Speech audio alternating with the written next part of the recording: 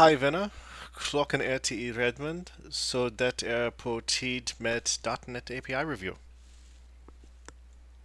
And I await my review of Norwegian. Alright, we have 3 red items that we hope we're going to get through today, and we'll see how we do. First up, we're returning to the type name parser API, 9er7566. I didn't see any updates in the top, so it looks like we're starting here where we left off last time. That is correct. Okay. Yeah. So, should I summarize what we did last time? Or should I just say where we have finished? I mean, I think really we probably just want to come back in on this whole, are we exposing complexity or not? If so, what's it called? And if not, we definitely then need to expose what used to be called as elemental type, and so we needed a name for it. Because that's where we ran out of quorum and time last week. Yeah. So, as I said last week, I would prefer to keep this property because it would allow the users to find out what's the max complexity of the type names they are having in their system. Because let's say you have a serializer that you're injecting with dependency injection, you can just add a log and be like, input.getType, pass it here and get complexity and log it. And you can very quickly get the max complexity. And you can also play with the parser and learn the concept, because some people don't prefer to read the docs, they just want to learn by coding. So if we give this information as part of the output, they can, just play with the API and, pass a list of ints, get two, and etc., and quickly learn what it means and find the right value for them. So just my 2 cents on that. And so for the serializer specifically, how are we going to explain what complexity means? Like, I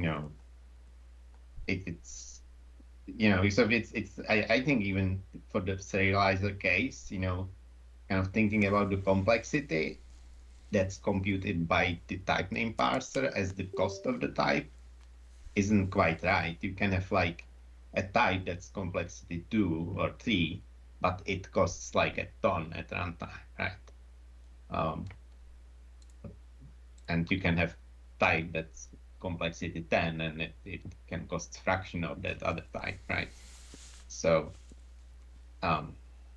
yeah, I see your point, but we don't add this property to the type itself. We add it to type name. So to me, it's clear that it's the type name complexity. But I'm questioning the use case for the serializers that basically like the Hammond serializers will just look at the complexity and say, complexity less than X, we can move on. I think it's like just that is like misleading, thinking about it that way. If you want to be kind of robust against arbitrary types. Mm-hmm.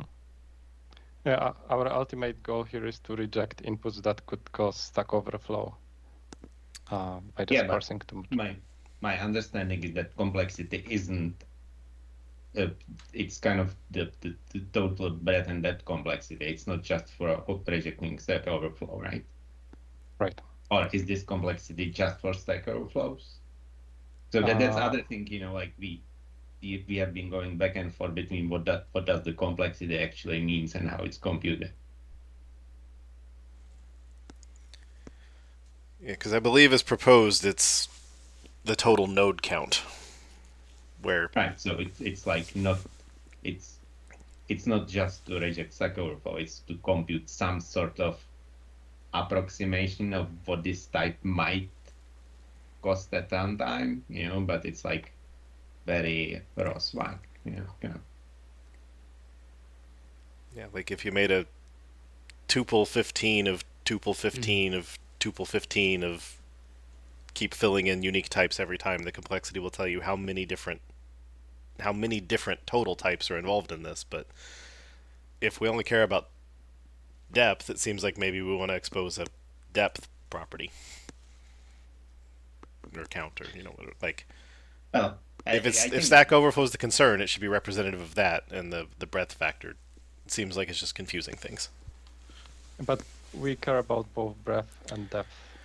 It's not what you just said. You said you primarily care about depth, or you care about Stack Overflow. Yeah, and the reason why I said that is that I'm just the person who took the work from Levi, who had the idea and the whole plan for binary formatter. So I'm missing some parts of the information. And getting the Stack Overflow was very clear for me, but the vulnerability of too much breadth was a new thing to me. And last time, I believe Levi has explained why exactly we need the breadth information as well. we don't need it on this type. The binary formatter can easily compute it as it's walking and sanitizing the type name. So yesterday I had a conversation with Levi to kind of understand like how people would use the type name type in general. And my concern from last time is kind of like, well, what do we do to prevent people from doing effectively type name or type.get type with type name to string, right? Which is basically the whole point of not doing that. And the conclusion we basically had was, well, if you were to use type name, what you would do is if you would implement something like a binary formatter, you would probably have some sort of logic to say, okay, here is the set of types I expect to see. And there's basically two ways to do that. One of them is you effectively have a complete allow list of all types, including their generic parameters. You would say, well, I expect to see a dictionary of string, comma, int, or int, comma, string, and anything else I reject, right? Which is a complete allow list, which would handle everything, right? It would handle like all instantiations. The other thing you might do is to say, well, I don't care about that. I basically just only care about the leaf node. So I say I allow a dictionary, I allow a list, I allow customer, and then I also allow the combinations of those, like dictionary of customer, for example, right? And so in that world, well, then you would probably care about complexity because you would have to cut it up somewhere. Otherwise, you would allow arbitrary inputs. But you could argue that's a problem of whoever is walking that list at that point, right? The primary problem of the parser is to not Stack Overflow so the process doesn't terminate, right? And as long as you handle that, then, well, it's up to the caller to decide whether they want to have a dictionary with 400 arguments, right? So I think that's kind of like it doesn't necessarily have to be solved to this layer. It might be convenient to do it here so that the caller can just say complexity, less equal than, 20 or something like that. But then I think if we do that, then we would have to explain what complexity means. And, what it effectively seems to mean here is number of types, right? Well, it depends, right? There are a number of ways. It's like, so let's say you have like the tuple of tuple, tuple 15 of tuple 15, right? Right. You can think about the complexity of this thing as like 15 plus 15, or as 15, like, so the cost of like it's kind of quadratic, like when you look at the sum of the runtime representation. So is the complexity of that 30 or 45, right? So my understanding was that this would represent the pyramid, right? You would basically have the total number would be then the 45 or whatever, right? The total number of things kind of like multiplied out. So it's not the number of unique types. It's more like I guess how many nodes you have in your expression tree, if you will, right? That makes up that whole like type. I think the best way to explain it would be the approximate cost of the type when it's instantiated at runtime. But right, it's like very approximate. So, but that would mean we would have to somehow, have a multiplier that is almost type specific, right? Right. That's kind of the whole challenge. It's like that. It's like really hard to generalize it and ensure that people won't use it incorrectly as a kind of mental shortcut, right? Right. I think the goal is not to approximate the cost at runtime. I think the goal is more to have a very cheap way to say, does this look maliciously crafted? Because if you have Yeah. a type with 400 elements in it, well, that doesn't seem to occur in reality. So we reject that, right? Regardless of how expensive it would be to resolve.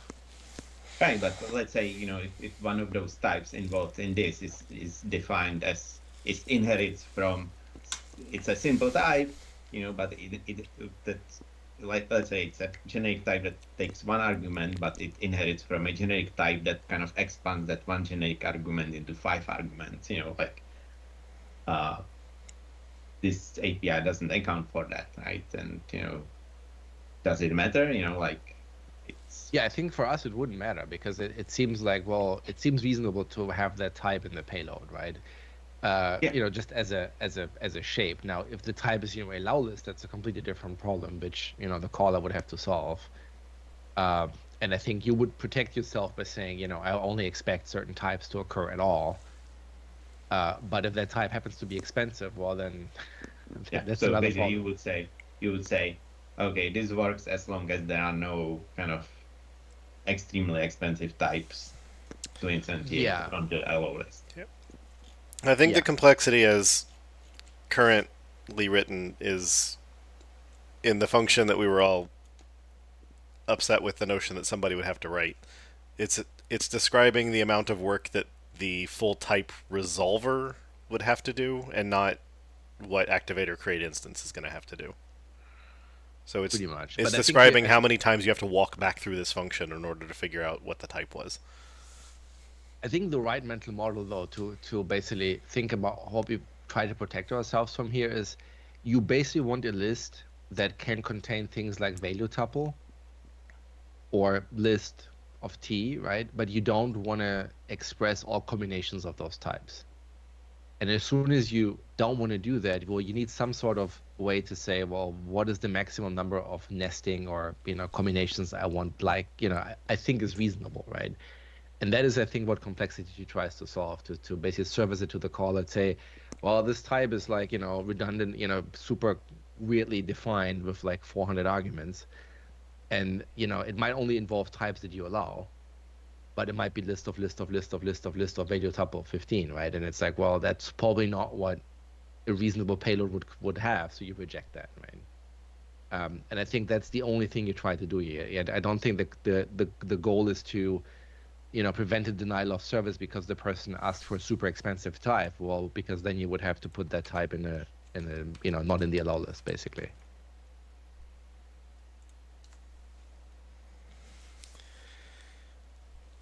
Yeah, but I think it ultimately boils down to, we have to explain what complexity represents, right? And I think complexity as it's defined here is almost indistinguishable from cost, which I don't think we want to model.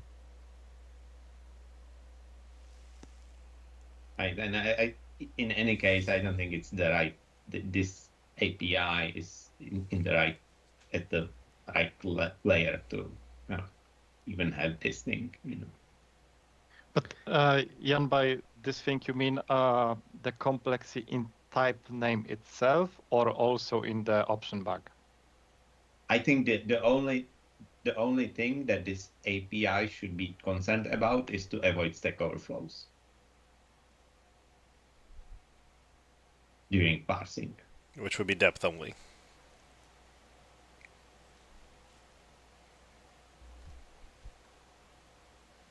So ooms are fine. Is that what you're saying? Out of memory would be fine. How's the parser gonna oom? Well, you can avoid the stack overflow by using, let's say, a queue or something like that. You don't have to use the stack, right? You can avoid the by basically putting a limit on the length of the name. That's also something that I assume that the binary formatter kind of use case will want to do. Is like, if you have type name that's like 10K, that's probably not right. I think that's intentional. And there's limited expansion from for each character or each 2 characters you can get one type name, right? So that if somebody passes you 10K Yeah, but And on would the you be other okay hand, with that being hard-coded, or would you expect that to see in an options bag to say, I want to support I up to think N? these things are like for consent for the binary serializer, I would think, or if we want to, I think if we want to limit the number of type name objects created in the course of parsing, that would sound reasonable to me as well. But don't expose these as properties on the type name, but we pass them in the property back, basically like maximum depth that prevents kind of the stack Yep. overflow, and maximum number of type, like elemental type, or I mean, type assuming it name doesn't objects. use memoization of any sort, the current complexity score of the type is the total number of type name objects in its object graph. Well, I don't that's true. think so. That's not what we said. That if the complexity models the cost at runtime, it's not what it is. I think that's what we said, but I don't think that's what we meant. I think what we meant was what we just said, which is it's the total number of type name objects, because that is an approximation of what the cost is, right? But as we just said, it's not a good one, so we should probably stop saying that. So in that sense, okay, we are okay with having an options bag that says we limit the number of total type name instances as a way to prevent the stack overflow or an right? Is that fair then? Yeah, I think it can be two different things, or one thing that doesn't really matter, yeah, I think that sounds reasonable to me. But And then I think what we then also said is, like, if we have a way to pass it into the options, we don't have to expose it as a property. Is that also fair? yeah, Or do we still believe that we should do that so that people can test what they're... But I mean, if we just say it's the number of instances, well, then you just count it yourself, right? It's not that hard to do if you really cared. Yeah, implementing such a method should take 10 lines of code. Yep, right. Adam, is Which, there given all the other anything- work we ask people to do, is probably not the worst problem in the world. Yeah. Adam, is there any hardening that callers can't do with this approach, or work that would have to be repeated after they run this parse and then need to go do complexity calculations themselves? Is there repeated work or vulnerability surfacing there? I think no, because if you are providing the value up front, the max value, you know that whatever you got is less than that. So Right. You should just, for example, assume that in my example, I'm using a recursion to create the actual type. You should assume that it's safe if you have limited the max complexity to 10, because you are not going to get Stack Overflow, because at max it will do 9 recursive calls. The only information we need is, right now we have few properties that are saying, is it an array, is it a pointer, a biref, or a generic type? And we don't have a property that says it's none of these. It's a very simple elemental plain type. So the thing that we have mentioned, complexity equals 1 last week. So this is a property that we need mostly for convenience. I have tried implementing the type loader, for example, without it, and I had to rearrange all of the if blocks, because if instead of doing if elemental type else is pointer or blah, blah, blah, then I had to do like, is it a pointer, is it an array? And then in the else block, the last thing was like, oh, it's a plain simple time. So let's remove the complexity property and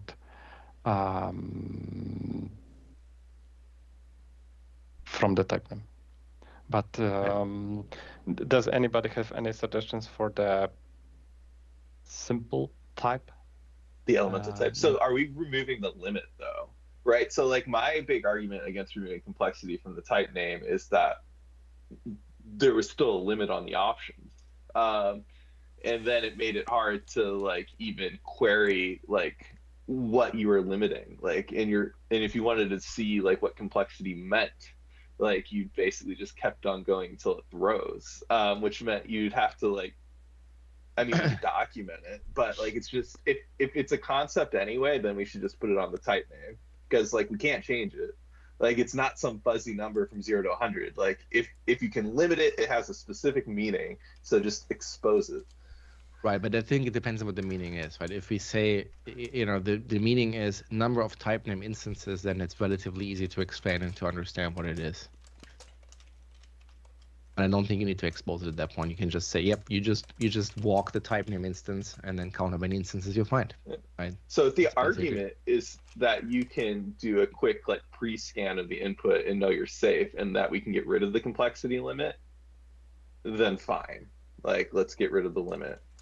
Well, no, I'm not saying that. I'm saying, so we have a limit in the options bag that controls what the parser will reject, but we don't expose a property that tells you what the cost was or the complexity was, right? That's what I find objectionable. Like right there, like that I think is enough to be like pick one or the other. Like either get rid of. Well, the we don't do that in concept. JSON, right?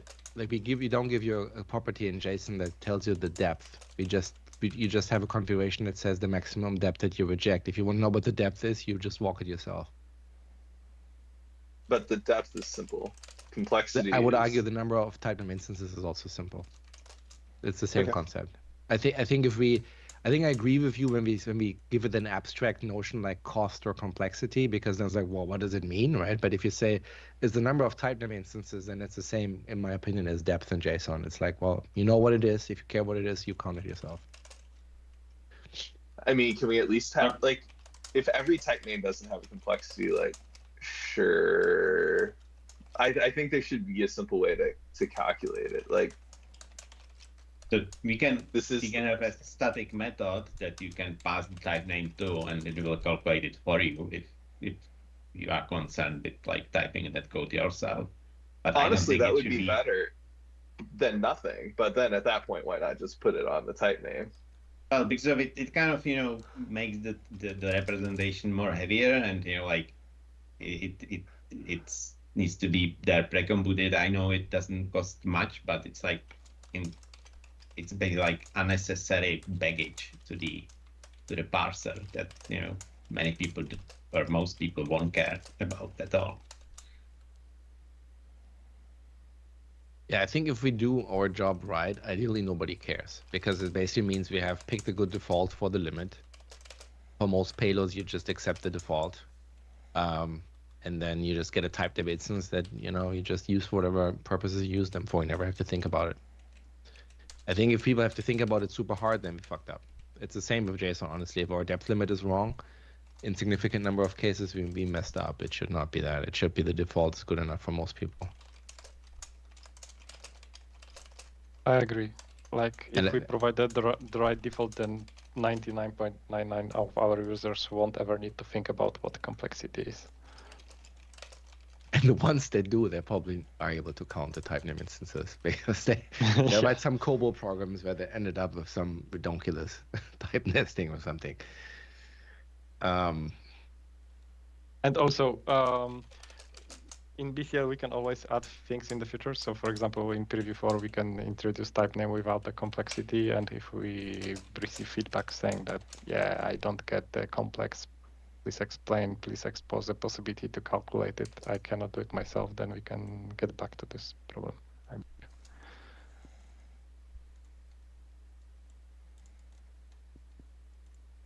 All right, Yeah, I was for what really it's trying worth. to dodge the name question. I think it's that.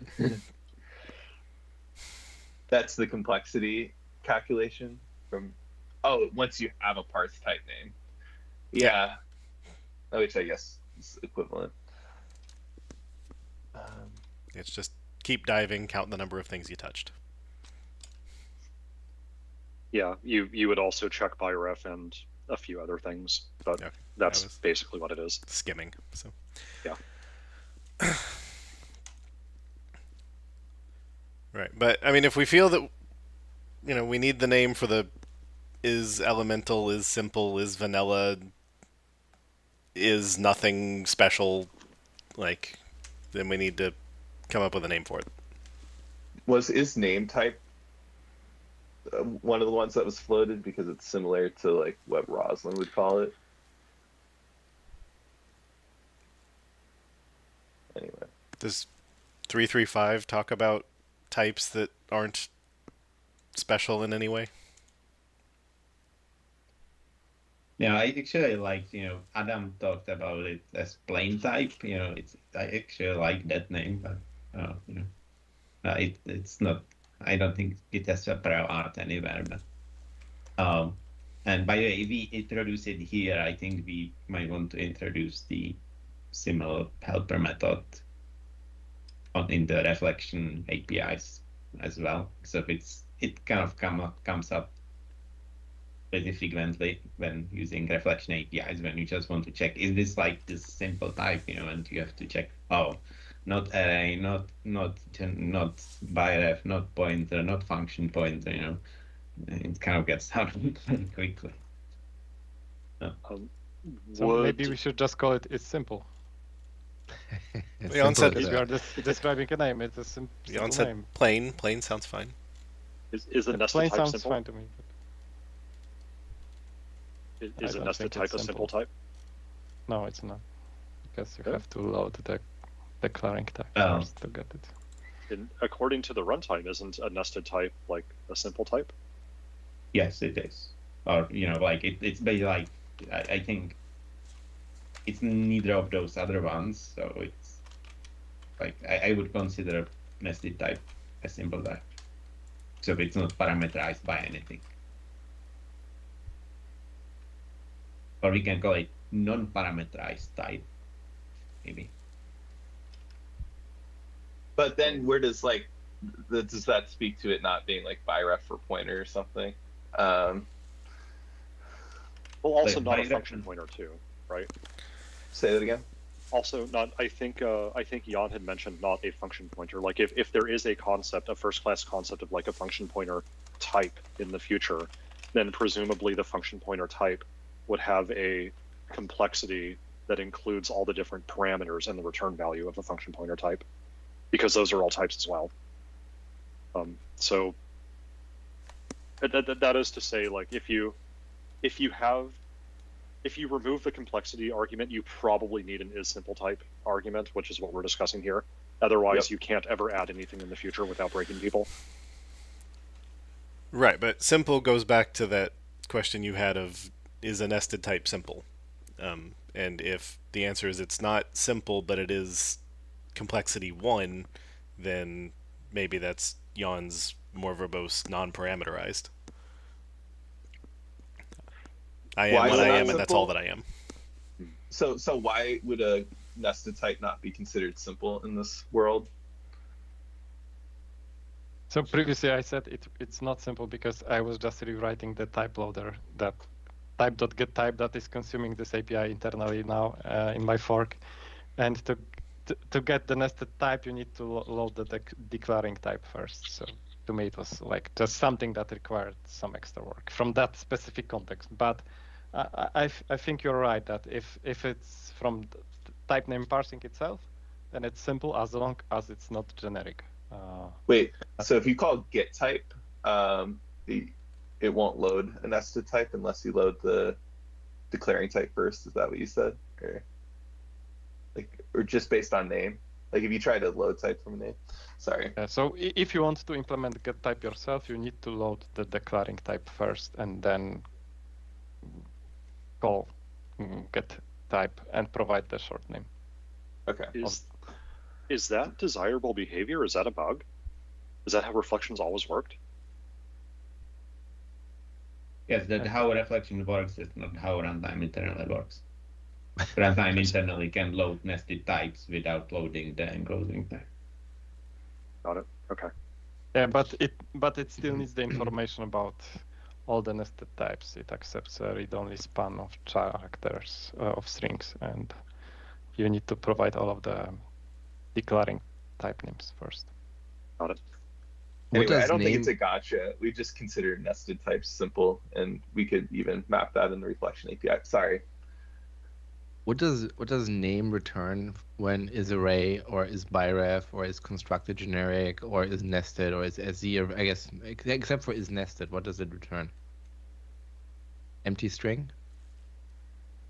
No, so name, full name, and assembly qualified name always return the same thing the type API would return.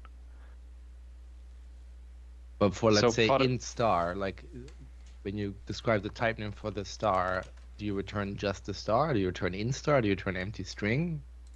Like what does that? So in star, it's name, assembly qualified name, and full name are the same. It's in star.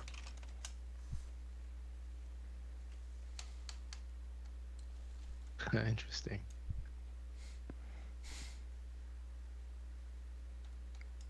Yeah, 32 star. That is pretty terrible, but I guess. Yeah, for the record, that's not how Rosalind works.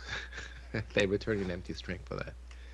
Because a pointer type doesn't have a name, which kind of makes sense, right? It has a syntactic representation, but it's not the same as its name. So then, yeah, I think naming it named type would be bad. Because your non-named types also have names, apparently. So then, yeah, I think is plain or is simple is probably the best we can do here. Yeah, and like generic types have, if you call name on it too, right, will just be parameterized, but they'll have a name in the reflection APIs. But yeah, I like is simple type probably the most, is plain type second. They're close.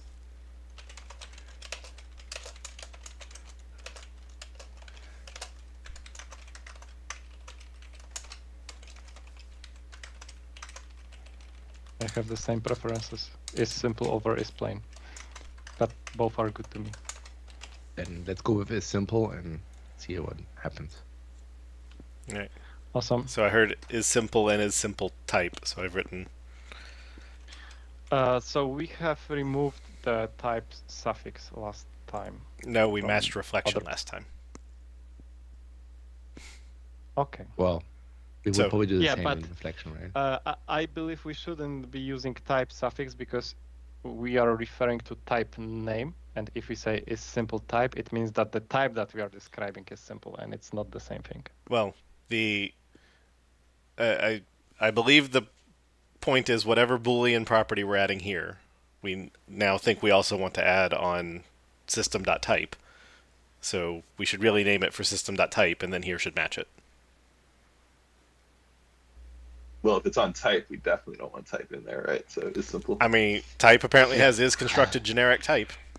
So yeah, well, I'm just It does, we but get it's things not wrong very sometimes. consistent, right? So like Yeah. it also has, is array, not is array type, right? right, but is array would have been .NET Framework 1, is constructed generic type would have been .NET Framework 2. So technically adding the type suffix is newer. We like if people like just is simple, that's fine. I'm just Is saying we need to make a decision. as the array is even newer and it doesn't have it again. So, Okay. Yeah. All right. We also have is pointer. I mean, we have also is value type, because I guess is value would have been very weird. So I think it would depend. I think is simple makes sense. I think is simple type seems weird to me. Okay, so we also now want whatever namespace it lives in. System? Please not. Yeah, yes, it's system. Oh, type you mean? Yeah. Yeah. That lives in system, yeah.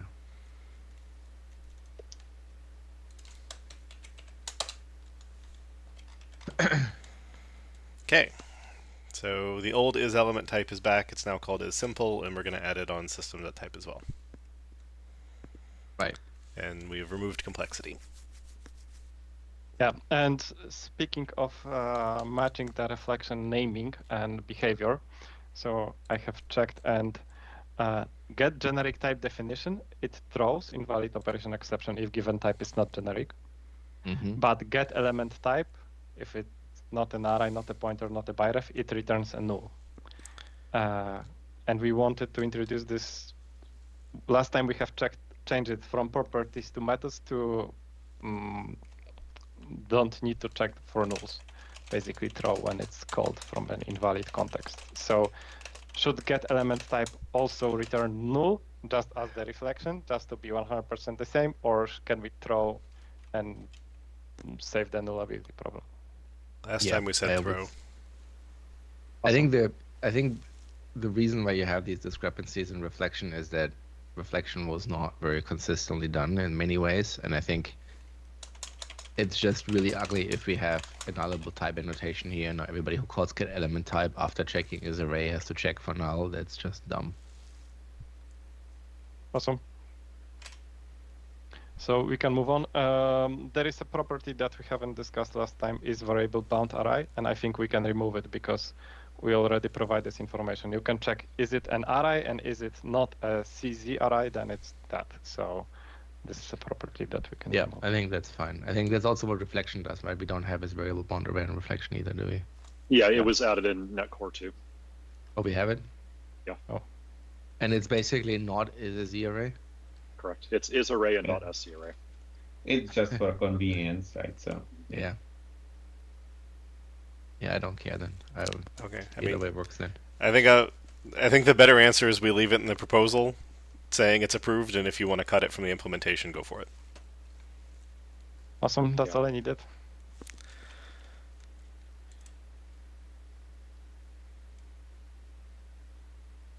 All right. Get generic arguments gives you back a read-only memory of type name. Is that really what we do? Yes. I didn't want to return an array because the whole type is immutable.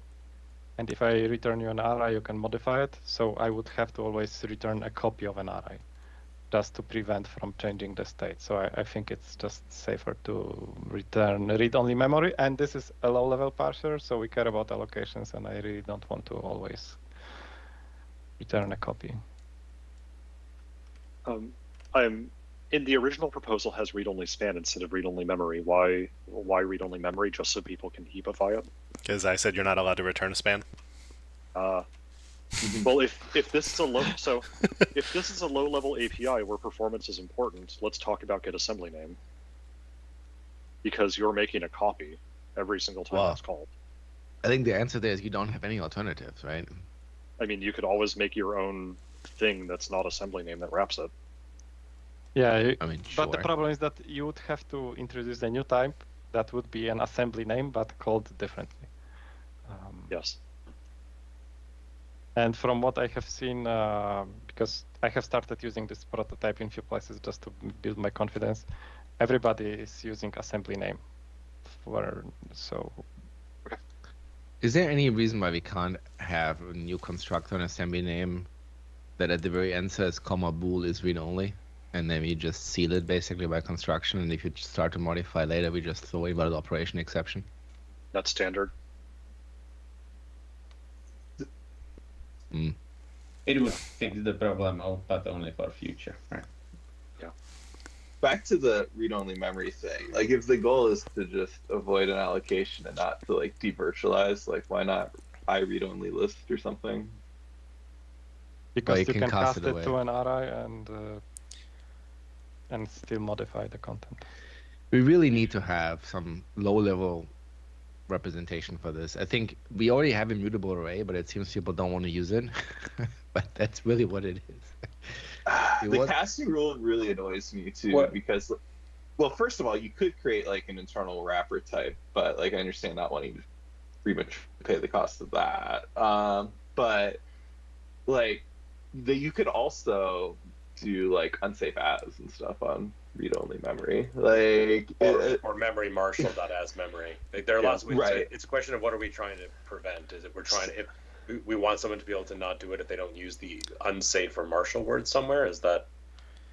So I think the reason why I feel differently about casting is done in a lot of places for detecting light up scenarios, right? And so people will do things like, oh, if I can cast it to an I list, I start a party on this, right? And I think that to me is very different from, I don't know, marshalling APIs where They do, but if you say I want to violate the type system.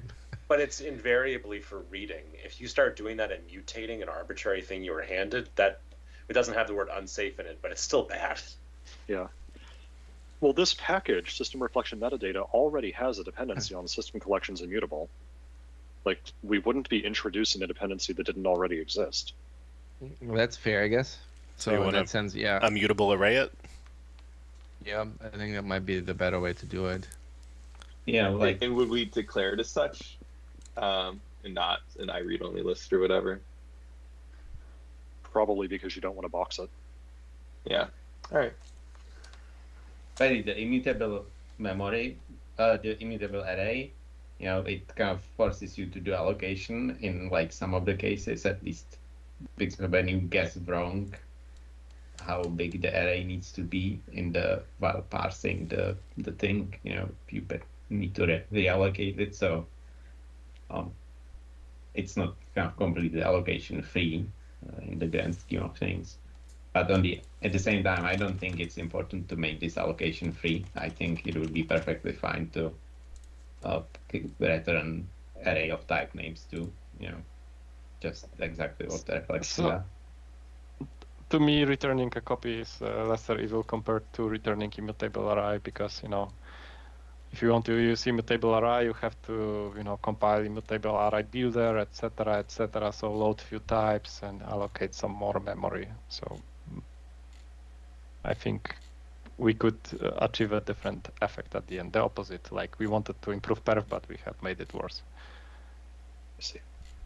So if you are against for the- read-only memory, I think it's fine to return an array, and I will add if define in system private corrib that won't actually return a copy for system private corrib, and we will still have good perf. In fairness, you can store this thing as an array, and there's an API that we have where you can construct an immutable array from an array without copying. Yeah, that's what I was. Which is looking what for. you can do, right? If you say, you'll get generic arguments, would do this on the return side. It's a one-line change. I wasn't aware of that, but is it available on all the frameworks? Because this package needs to. Okay. Yeah. So then I'm fine with immutable array. If you wanted to make this like very lean, you would actually have like inline storage for one or two elements in the type name, and basically that way what you would avoid any allocations during parsing, and then you would just hand it back as an array once you actually parse the thing, and what the right size is. So it's I think we are talking about like kind of micro optimizations. Yeah. Okay, so if we've made it to the closed curly, there's a question from chat asking why is the type not declared as iParsable and iSpam parsable?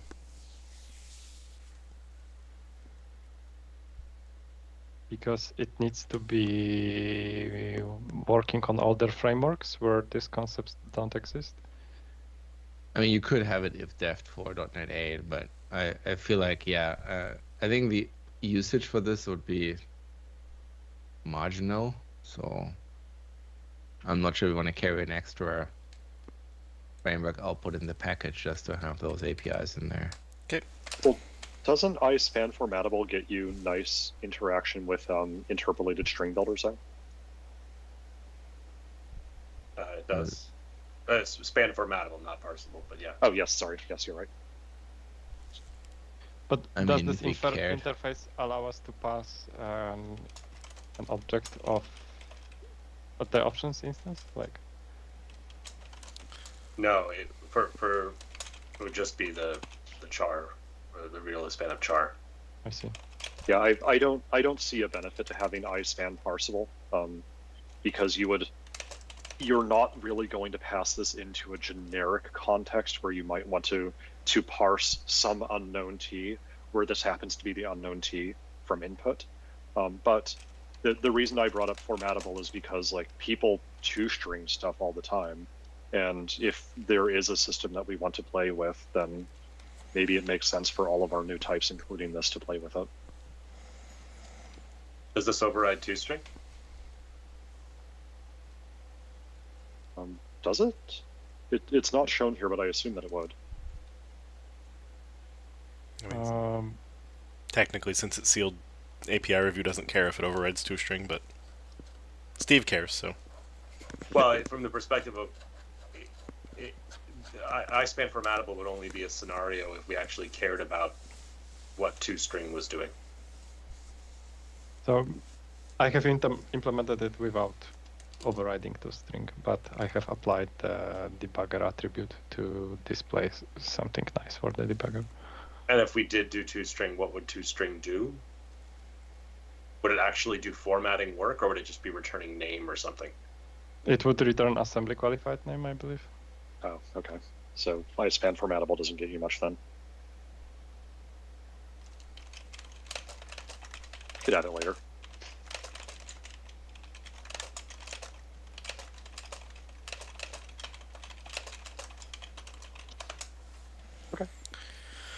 Okay, and parse options. So yeah, so we have 3 properties here, and I would like to exclude the strict validation from this review.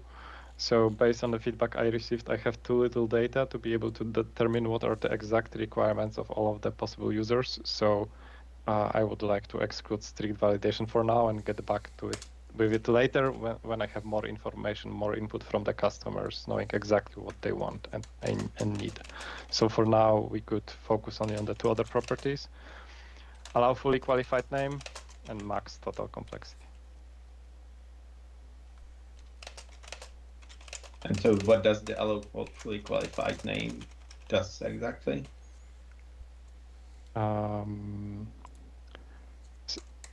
So basically, you can specify whether the type can contain assembly name or not. By default, they can, but you might be in scenarios where you don't want to allow for that. And binary formatter is a good example because it splits type name and assembly name. So every type name that is provided by a binary formatter, it should not have the assembly name. What does it mean? You're actually, like, the parser will blow up when it's found? Or does the parser just strip it when it finds them? No, it depends. You have try parse and parse method. Try parse will just return false and parse will throw. Right, so it really does not. So interesting. So, but is that It useful? treats them as format? invalid input, as something that Yeah. was not expected. So it's never skipping the data, it's always failing the parse. Yeah. Okay, so in other words, when you specify allow fully qualified name as false, all type names returned, all the whole universe of the type names returned from the parse is going to have get assembly name return now. Yes, but it it right? applies only to the topmost type name, because if you have like any generic types, then inside the generic arguments you can always use fully qualified names. That seems super not obvious. Yeah, wouldn't it be easier for people to just check, that when they don't want fully qualified name to just check that get assembly name returns null now after the parse, I don't know.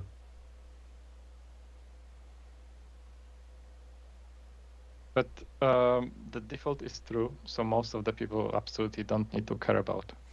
So only those who want to disallow it. Right, but it's do something extra. But the behavior you described, I'd say, doesn't do what it says on the 10. If I say allow fully qualified name is false, then I would expect list of int from MS Core Lib to say fail because it shouldn't have said int from MS Core Lib because I said no fully qualified names. Yeah. If it's top level only, we need to include that somewhere in the name, and then it goes back to Jan's point of you've got the type name. Just ask was either is assembly name null or is assembly qualified name equal to full name. If I can kind of contextualize this for a minute, the reason that this was introduced in the first place is that when you're writing a binder, either for Newton's soft binary format or any serializer really, the binders will pass you as two distinct arguments, type name and assembly name, and you're supposed to resolve it to a type object. I think if the scenario is that the binder is a thing that's supposed to be disallowing an assembly qualified name, then I could strongly see the argument that Jan was making about, well, that's not a concern of this type. That's a concern really for whatever system is consuming this type, and it would be a fairly easy check, like you had said. Yeah. That said, one thing that I realize we haven't talked about here is if one of the scenarios is to write a binder that takes a type name and an assembly name and figures out how to handle both of those safely, like what we've been given here, what we're talking about here is something that can parse the type name parameter. Where's a thing that can parse the assembly name parameter safely? But maybe that's a conversation for another day. If only we had an assembly name type that could have a parse method on it. If only that were safe for hostile input. Yeah, I know. Yeah.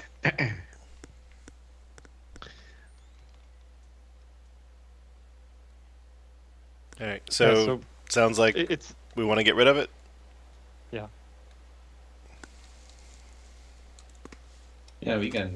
These things is something we can always add these things later into the see. Oh, okay, this is actually needed. So the only thing we now have is basically the max complexity thing, right? Yes, and we know that in the future we are going to add more things related to strict parsing. Okay, so we want to keep it an option back so we can add more things in the future. And what are we going to call the property now? Because we got rid of the complexity / total complexity property, so now we have freedom again. Well, then I propose foo. Okay. So what you could do Ship it. is you could give it a nebulous name like max work factor or something like that. That's a terrible name, but what it would do is it would convey like this is the maximum amount of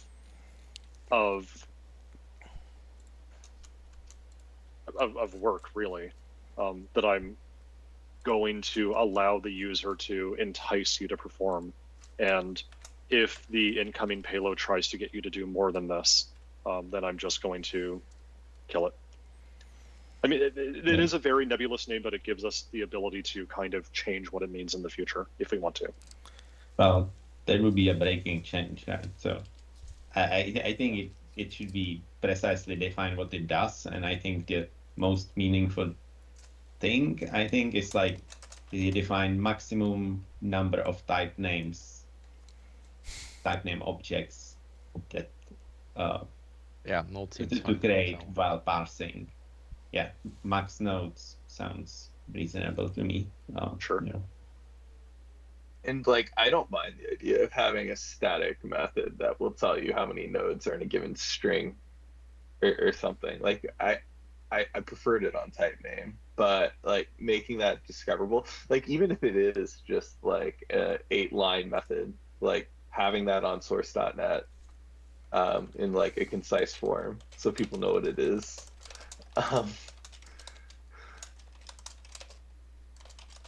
Like that? Yeah, it's if you don't have it, then it makes it very difficult to extend this in the future should things like function pointers ever come online. I mean, but I think to me the argument there is like that's a problem no matter what. Like the problem isn't the node counting. The problem is the consumer that has to walk those types. Every time you add a shape to that, it's probably a breaking change because somebody wasn't expecting them and has to add their update their switch statements, right? So that's why I don't care, honestly. Like it's a domain problem that always will exist.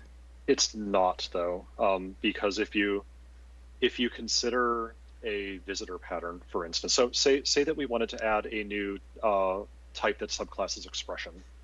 System link expressions uses a visitor pattern for people to inspect and rewrite graphs of expressions. We can introduce a new expression subclass type without breaking anyone, because anybody who's implemented the visitor pattern or anybody who's subclassed the expression visitor type, they simply wouldn't have overridden the new methods that are getting called.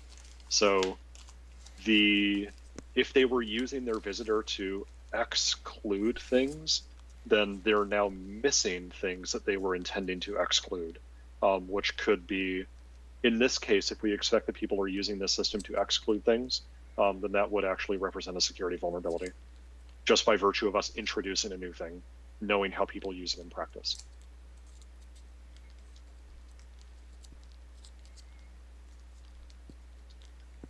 All right, so we shouldn't ship the type. It just means that we need to be really careful with how we create samples, how we message people should use this, and so on. If we're telling people that you should always do a positive check rather than a negative check, then this won't really be an issue. And we should be free to introduce new things. Yeah, and like, for instance, you could have the default implementation of the new thing throw, and assuming you don't get a type name dependent on the new feature, then it won't get called. And if you have code that's not ready for it. So like, there are ways you could do it that's like potentially secure or more secure, right? Where you could be like, well, if you want to parse a type with the new feature and you did the visitor pattern, you're going to have to update. But yeah.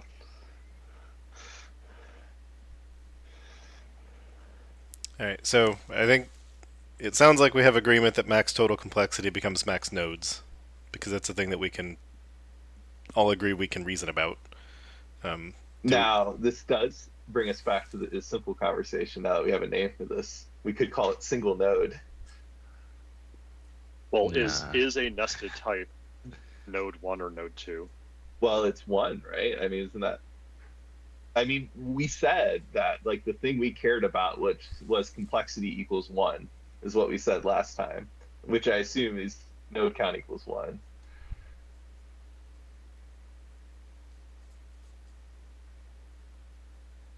Personally, I'm happy with the simple name. I don't think we can simplify it any further. Yeah. It's just more precise, right? Like if we decided that we've now defined what a node is, and is simple literally means is single node, that is certainly more precise, because simple is like super vague, and we're going to be forced to like define that like way more detail than, you know, the API. Yeah, but on system.type, we wouldn't call it public bool is single node. Yeah, the notion of nodes there doesn't make sense. Yeah, I like simple as a name, honestly. All right. I think you can be is simple and is nested. Just you can't be is simple and is pointer. And to me, it's also increasing the number of concepts the user have to learn. For example, I'm not a native speaker, so it wouldn't be obvious to me what is simple node means. Like I would be like, no, I node, wasn't. We are having a graph of some kind, etc. Is single node, sorry, node. Like so. So we have agreed that if we provide the right default value for the max nodes, then 99.9% of our users won't need to think about the complexity score. And now if we introduce this node suffix in this is single, I think we force them to kind of think about what node is. And achieve the opposite effect. You talked me down, reminding me of the type thing and the desire to align it. Yeah, I still question the value of get node count, to be honest. I understand the arguments for it, but I think it's such a fringe scenario that I don't think we need it, quite frankly. I think it's totally doesn't hurt, though. Like, I understand, like, you can, you know, always add API later, but, like, this is something that if you don't like it, just don't call it. It clarifies what the option means. It gives you a reference implementation of, like, what we mean by node count when we're like limiting the max nodes.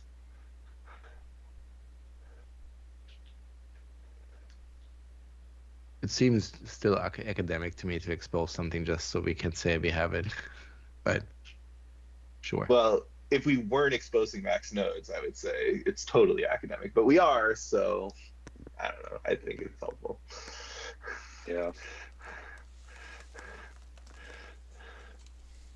And so for the max nodes, do we expect that the default options back is going to have some value, or is it going to be unlimited by default?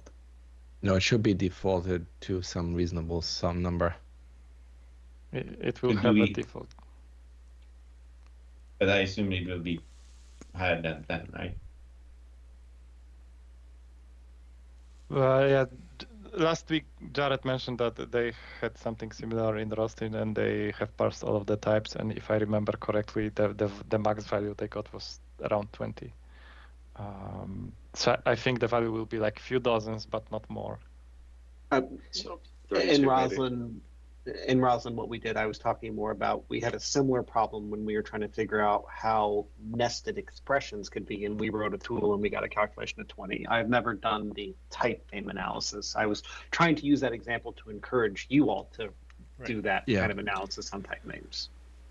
Just go through your code, just go through like all the assemblies in the SDK and just like what's the next type name we I mean, I would say 10 sounds somewhat reasonable. I mean, maybe we can make it 20, but like I think if you run it on our like types, I think I would be shocked if you find values that are, you know, significantly higher than that. And it's not that we have to represent all types, right? It's really you talk about types you serialize. So,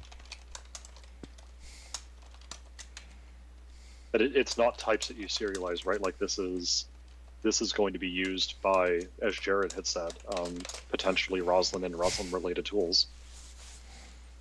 Oh, well, I mean, yes, but like the thing is like in ECMA where that shows up is basically where you serialize a type name, right? And it's basically in attributes or in binary formatter, so it's still not every single type in the universe, right?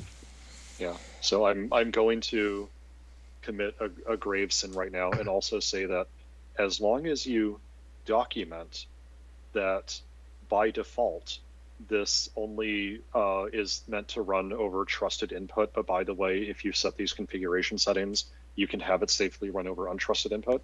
As long as you document that clearly, you can get away with making the max nodes in 32 max value if you want.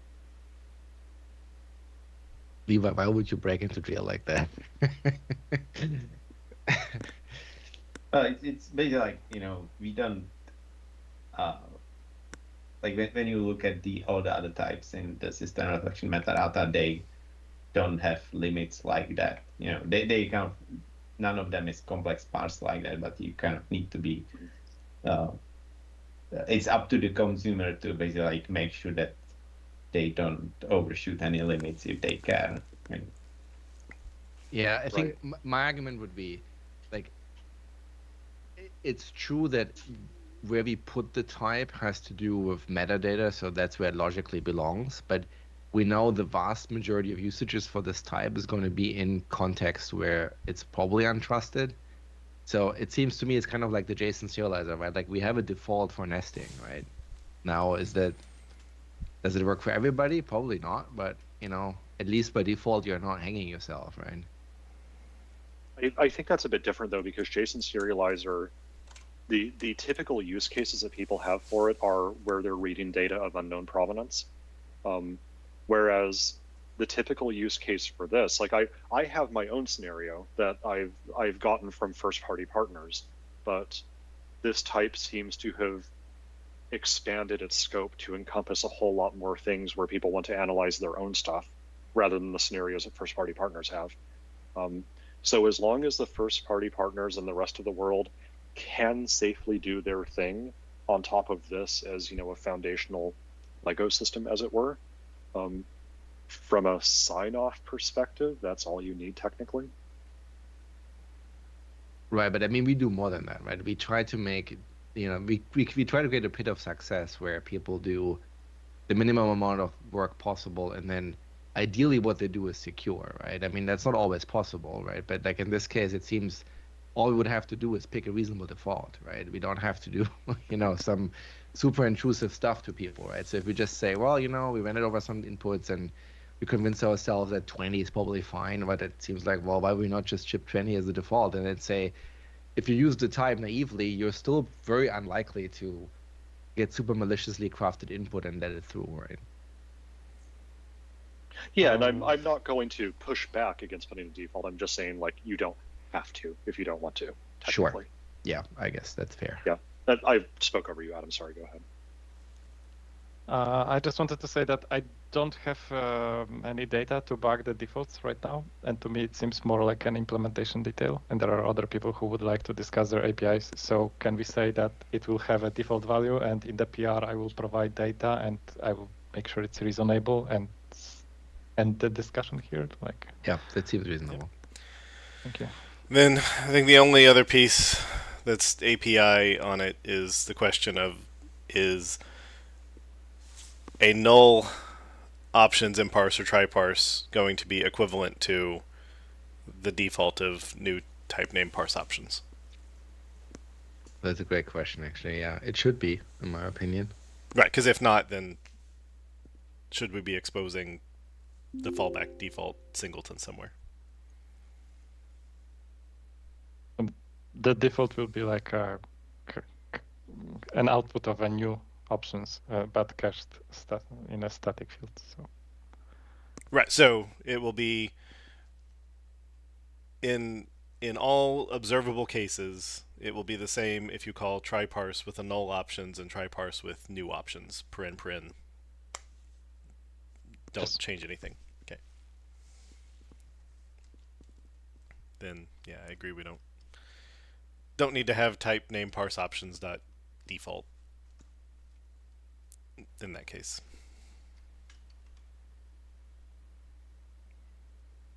Sweet. All right. Cool. Make it node count an instance method. Oh, I yeah. definitely prefer it as a static method than not existing at all. But all right, so apparently we're not done. We're still on this one. I was just curious. I don't care. So it's a little awkward. But if the whole goal is to hide it, I guess I understand. I just figured it's a little unusual to have static method with the thing as its only argument. I feel like we do it sometimes, but it's not super common.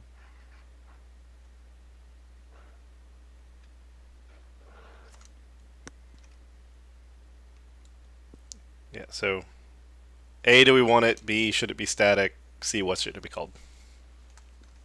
I vote for wanting it primarily, and then should probably be instance, but I'm fine either way.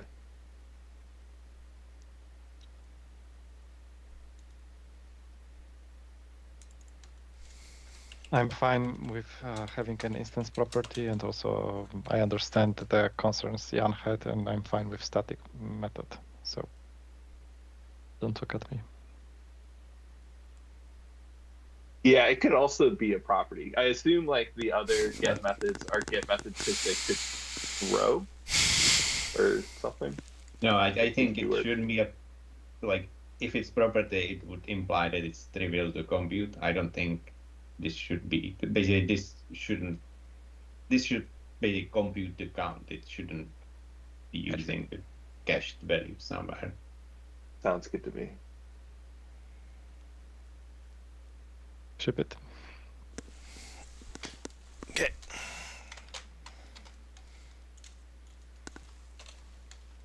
And then Levi, you're saying at some point we might want to have a new version to parse assembly names. I'm just saying that if one of the scenarios is I have a type name and an assembly name, which are both given by a hostile actor, we have an API that parses the type name here. Can this API also be used to parse the assembly name somehow? Maybe. I mean, it seems like we could use that to also address the other problem, which is have an immutable version of it, but we don't have to do the gymnastics that we currently do.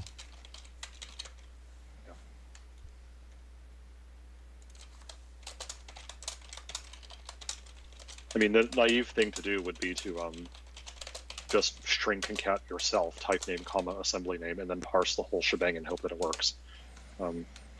That's not quite correct, but maybe it's good enough for most people. Every time we do parsing and somebody says that's not quite correct, but it's probably good enough, it gives me a little bit of a of a shiver. You're allowed to be incorrect as long as you're consistent. Consistently incorrect is Consistently anyway. incorrect is okay. I guess. Because what is a protocol if not an agreement by two people to be incorrect? And this, kids, is why we can't have nice things. Yes. All right. So, just making sure we're all still good with assembly simple name, which we added last week. Just going through the notes. And everything else was talked about today. We like the simple word. We must be approving a simple API. We have added simple twice.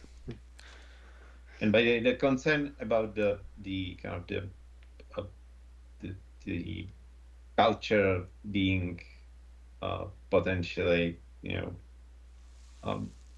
dangerous to resolve, is that going to be addressed in future, or is it addressed by this proposal somehow? So the strict mode property that we have removed, it was telling the parser to take care of that. Okay, so it will be addressed in future. Okay. Yes.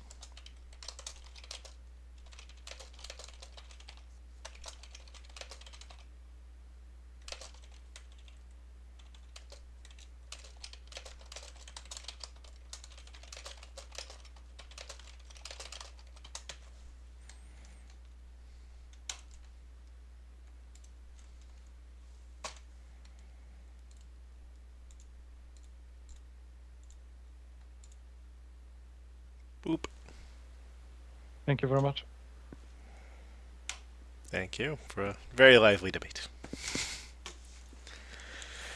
Okay. What was Expose. it saying? Thank you for last time. Was that? I think that's what he said. All right. Expose element type and key type on JSON type info metadata 77306. Jared, you still have your hand up. Do you want to say something about the type name parsing? Yeah, just one thing I was curious about type name. That is that API. I obviously here's a string, give me a type name back. Is there a way that you realize type names that come from metadata that come into the type name API?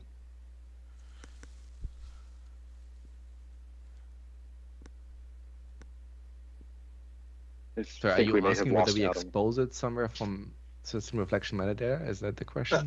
Basically, obviously, we have a way. It says, here's a string, give me a type name. Is Right. there a way that you say, I have a type, give me the type name? The inverse from going from reflection to this one. Yes. So Adam's muted, so I think he may have dropped. But to your question, Jared, the original prototype actually did have conversion from type to type name, because sure, why not? You could also just say parse type.assembly qualified name if you wanted. Yeah, but I'm being very specific with is there a way to go from metadata to these type name things without parsing the strings? Do we go from, because basically this doesn't account for modrecs. Correct. Which are not a problem when you get the strings, but they are a problem when you go to metadata. And it wasn't called out in the discussions, and so I was just curious if we had this. It's a pretty obscure case, but there are if you get with C++ CLI and things like that, modrecs come into play. And you mean modrecs as modrecs on generic arguments, stuff like that?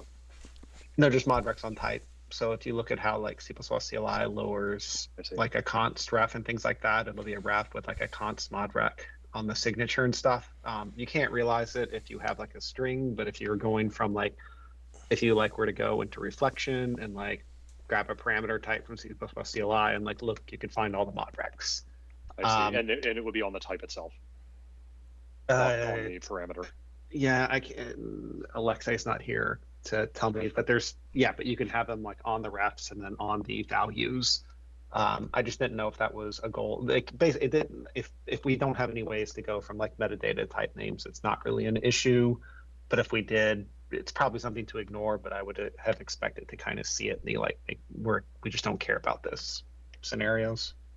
I mean, bring it up with Adam, definitely. Like Okay. it seems interesting enough where, like you said, if we don't want to include it, it should be an explicit exclusion rather than something that's excluded by omission. Are they actually So valid with in the this, modrec, like representation? if I took a modrec type, sorry, like would that have, so presumably that wouldn't affect its assembly qualified name. Would it even have one? No, it doesn't show. It's like a purely Yeah. it's like lower metadata stuff. Okay, so this is like, it might be relevant if you wanted to be able to like round trip any type or whatever, but this, Yeah, considering it this is mostly only shows for up. name types. It only shows up in like signatures for the most part, so probably wouldn't be valid there. Okay, Because I'll look. one of the things that the prototype very explicitly, consciously explicitly forbade was type desks going into the system. I don't know if that dovetails with what you were talking about, Jared. I'm sorry.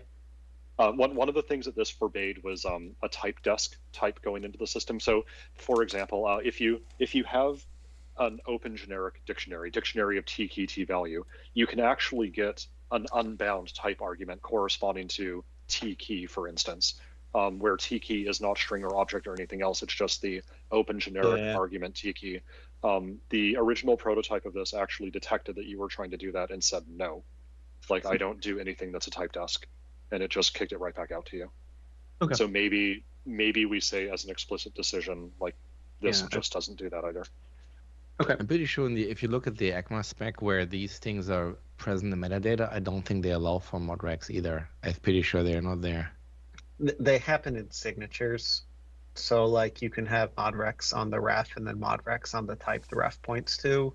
So like types on, for instance, like look at like parameters types, but that's different from where they appear metadata, right? Like the serialized type name appears in blobs for arguments to attributes. I'm pretty sure that the spec doesn't have a way to represent modrecs there. it does like in function pointers. Yeah, But if can we you- wanted to expand this to include function pointers, we would have to take all of that into account. Yeah, function pointers can have the full like pipe blobs.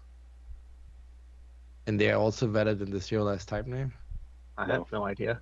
No, they I can't don't be think they are. represented in 335 as Yeah, strings. I'm pretty sure the serialized type name thing is a subset of types. I don't think it supports everything you can express as types. Okay. And so this is Which only is- in this the named type or serial the named subsection. Okay. Yeah, I think so. It's only this like representation that is, special in that case, and that also happens to be the same rep we use in binary formatter. But I think it's the only two places. I mean, yeah, if we wanted to expand it, we could, but I don't think we would. Well, that said, there was a proposal a year or two back for a function pointer to be able to represent it as a string type name and then parsed from that string back to the original function pointer object.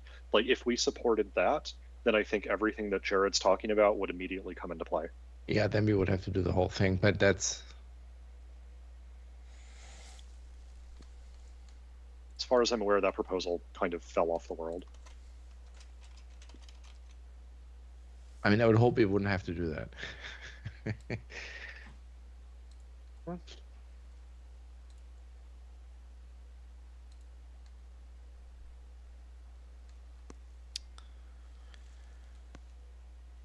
Okay. So we But I think it still begs the question, like, should we have the conversion? And I mean, I think what was the conclusion on that one?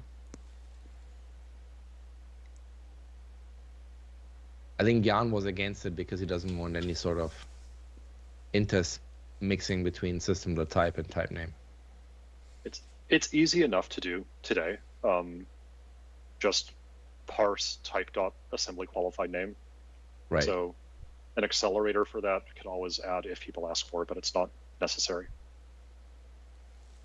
Yeah, I mean, technically speaking, it would be type name.parse type.assembly qualified name new type name parse options max nodes int.max value.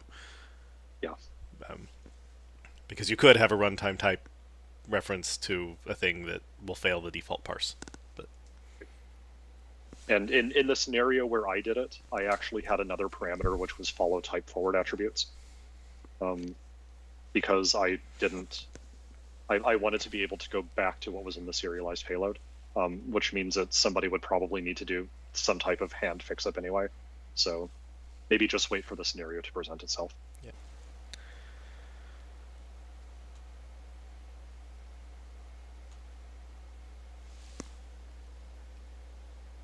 Cool. All right. So emo. If I toggle the approved state now, will the video reference to the second issue be right, or is it going to be the first toggle? Sorry, what was the question? Well, we moved on to the next item. Yes. Like we approved this, and now the Yes. video link's going to point to this discussion instead of the expose element type and key type. But if I toggle this to needs work and then back to approved, will the video link update? I have no idea. All right, then I won't mess with it. We'll get what we get. Okay. Yes, that will be my. We can approach as well. change a description to have deep links into the video. Yes. Okay. Back to 77306. Right. Yeah, I guess I can speak to that. So this is an old issue that came up in the process of extracting a JSON schema from the system text JSON contract types. We discovered that there's some metadata that's currently not exposed in public APIs, and unfortunately at this point we rely on private reflection to be able to extract this information. So this is just an API proposal to expose a couple of properties that already exist in this type, and we would like to make them public. More specifically, these expose the types, the element type if the JSON type info describes the contract for a collection type or a dictionary type, and also exposes the key type specifically for types that are defined as dictionary types. Now, notably, this is useful information because the code necessary to determine what a key type and what an element type is for an arbitrary .NET collection type is, very, very non-trivial. So being able to just, read the determination of that system text JSON made for these particular values would be useful for any sort of JSON schema generator.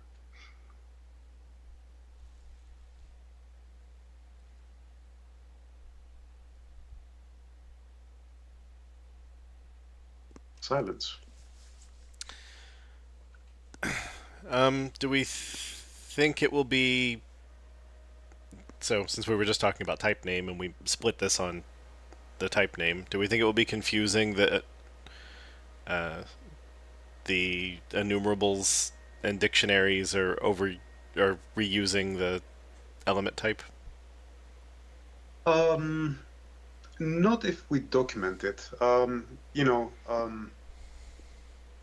It's kind of it's something that we debated at the time when the issue was written, and internally the serialization infrastructure doesn't make a distinction between an element type and a value type. It simply declares the value type to be the element type for the case of dictionaries. I think it has an inherent simplicity, and it makes more sense to do that as opposed to exposing three separate properties, i.e. key type, value type, element type. But obviously, if there's objections to that, we can make this three properties. Are all JSON type infos of T? Yes. So we only have JSON type info to have non-generic APIs taking them? Sorry, I didn't follow that. So I mean, if that's true, why do we have the JSON type info non-generic one at all? I assume it's just to have APIs that can take them without making them generic. Most of the contract customization APIs are non-generic, so you should be able to, specify, your list of properties or, information related to dictionaries or collections without needing to have the T-type in scope. Right. But that kind of excludes what I was suggesting. I was thinking maybe we can have a JSON dictionary type info that has them both as non-nullable. But that doesn't work then. Yeah, that ship has sailed. Like, it's just one JSON type info of T. Are you suggesting that we had a hierarchy of that? No, I mean, I was thinking whether we can, but like, there's no place to put it, so that would be weird. Yeah. And I mean, I guess we could, but that would be ugly. In JSON, the built-in dictionary type, aka object, only allows for string keys. Do we do complex mapping to make dictionary of something other than string work? We do. So the converter type exposes a couple of virtual methods that are used for marshalling between instances of that type and string, and that's used to essentially serialize and deserialize key entries. So you can have integers, you can have enums, or you can have your own custom type as a key type, as long as you can, round trip it to a string value. Okay. Are these the only constructed generics that we support, basically, dictionaries and enumerable? So I'm not sure what you mean for when you talk about generics there. Like this, there's nothing inherently generic about the key type and the value type of, say, a dictionary. For example, in the case of a hash table, we support hash table, and in that case, the key type is inferred to be an object, and the element type is also inferred to be an object. I see. So it's okay. Let me rephrase this then. So presumably, JSON type info comes into play whenever you have a type in your object graph, right? So I guess a string array is another version of that, right? So would element type also make sense when you describe property of type string array then? No, because we by definition don't view strings as, a list of chars. Like from a serialization perspective, we don't do that. So element type, to answer your question, would be exposed for three cases: enumerables, dictionaries, and also nullable of T types. So when you have a nullable of T, then the implementation would also be populating an element type. Gotcha. So it is very similar to how reflection works, basically, if you squint. Yeah. Seems fine then. So you just said nullable, but the comments here don't mention nullable. Yeah. Is that should just be updated, out of date? Okay. It's out of date, yeah. Because how would someone know that? Because the info kind looks like it's only dictionary, enumerable, object, and none. So how would someone know to read the element type for nullable? That's kind of an unfortunate thing that we have inherited from this JSON type info kind enum. Like it's describing objects, dictionaries, and enumerables, but if you move into other special types like enums or nullable of T, which require special treatment from a serialization perspective, again, you're on your own at this point. And this has become an issue in my own prototyping for JSON schema support. So we would probably need to expose APIs for determining whether something is an enum, presumably not by adding new values to the JSON type info kind, because that would be a breaking change. We probably would be needing to add some other properties exposing that metadata. I mean, we generally say we're willing to add values to enums. Even if that would end up breaking user code? Every change breaks somebody. Right, but if something was like nullable as existing as like object, right, we wouldn't change that. That'd be like a behavioral breaking change. Like you almost do want like a subtype. But yeah. Fair enough.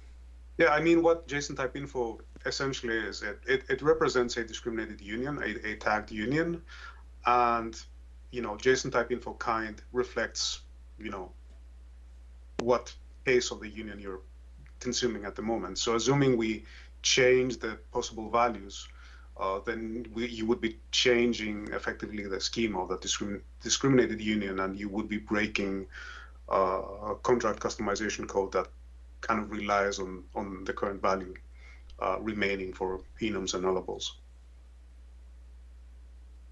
Yeah, I'm just that is not inherently against our, or that's not inherently forbidden per our breaking change guidelines. It might be contextually forbidden, but it's not. It's not an automatic no. But the notion that Stefan brought up of, well, for this value it used to say object and now it says this new thing, that might fall into the breaking change rules. Yeah, that would be the case. So, okay, I mean, somebody, I guess, can inspect it whenever they want to inspect it. You're just telling them, if it's dictionary, these will not be null. If it's enumerable, element type will not be null, and there may other be times the element type happens to be not null. And you could test for that yourself. It's if JSON type info dot type is constructed generic and its generic type definition is type of nullable bracket bracket. It's super easy line of code to write. Yep.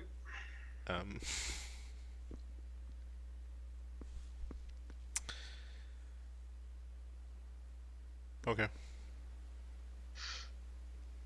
And then, yeah, so just going back to the JSON type info dot type, for dictionary of to key to value, it's they could crack it, go ask what its generic type arguments are, but I think your point was, because the JSON system understands multiple types that it can map into dictionary. Yeah, it's much more complicated than that. Like, it's not simply a matter of looking at the generic arguments, because you could be having a derived type that you know inherits from dictionary of int, int, and then you're not seeing any generic arguments. It's supporting interfaces. Like, it's really complicated. Fair so enough. we can't rely on users to make that determination separately, because there's going to be discrepancies. Fair enough. Well, seems fine to me. I asked the question of were we concerned about the reuse? I don't personally feel that it would be a problem, so I'm fine with the two properties.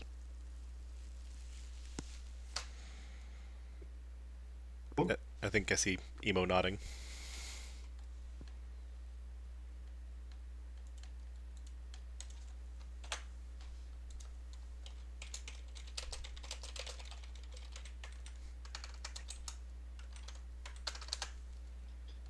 I mean, it's a bit sad that we basically duplicate and don't have the representation that we want. But Yep. Yeah, I mean, this is much more general purpose problem than just JSON. Right? Do you want to put it on type, basically? Right? Like, at a certain I have like, some prototypes, actually, but yeah, I would. Not type like, per se, but... Or maybe, because no, I mean, this has come up even in like minimal APIs and stuff, like, or anytime you do any kind of binding, it's like, all right, well, the dictionary might not actually be generic, right? So you want to see if it implements iDictionary or something like that, and then pull the generic parameters out of there, which is like not the easiest thing. And it would be nice if it was like very crisp what this meant, though. That's what I like the least about this proposal, is like, I don't know exactly what it means, but yeah. I mean, you're allowed to be opinionated in how you extract the key and element types from an actual type object. Like, that's the point of a serializer, is to be opinionated. Yeah, and as that's long as why the it's opinions not are correct. necessarily on type. Yeah. Yeah. All right. Hi, Rosie.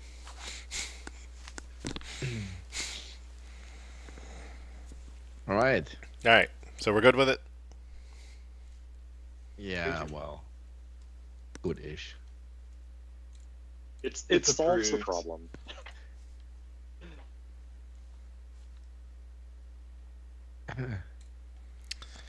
All right, and we have 15 minutes. I think we can try. It's a lot of API, but it's also very rote in how it was created. So basically, as of a few days ago, the C# compiler now supports putting params on spans. It supports putting it on basically anything that is that you can create with a collection expression. So IEnumerable, whatever else. But most relevant for us are spans. And that means two things. One, anywhere where we currently have a span argument where we think someone might legitimately want to do, 1, 2, 3 as arguments, it makes sense for us to just mark those existing params, those existing spans as params.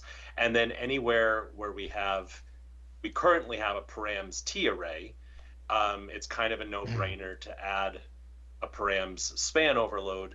The caller's code won't change at all, but it'll end up creating a span instead of a T array, which means it'll avoid allocating, which is nice. So basically, all I did was I went through all of our APIs that either had a span to see whether it made sense, I thought, to add params to it, or where there was a params array where I thought it made sense to add a params span, and that's what this proposal then is.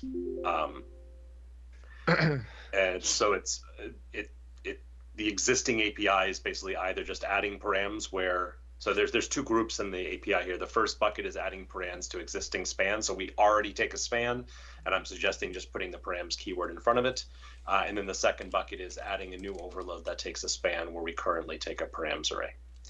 The rest of the APIs are all identical to what, like the rest of the signatures are identical to what's already there. Do we know of any cases where this is